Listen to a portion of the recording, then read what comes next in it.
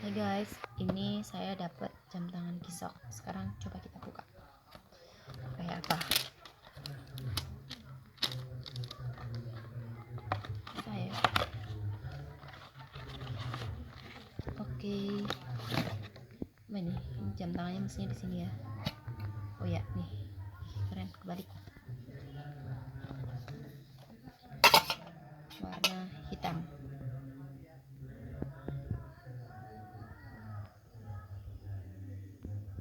Terus ini ada, bisa dipencet nih, 1, 2, 3, 4. Terus coba dulu kita buka. Ya biasalah ya, buku-buku garansi.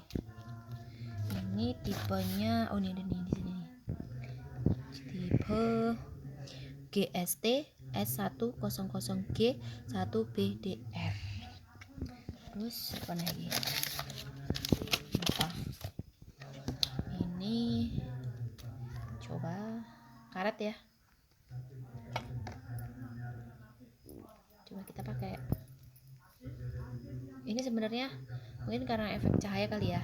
Di jarum jam sama menitnya itu kalau tempat gelap itu kayak berwarna hijau. Ini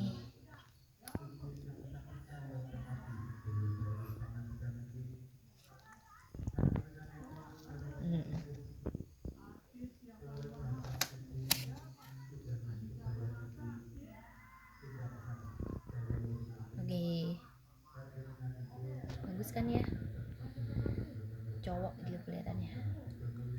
Oke, terima kasih.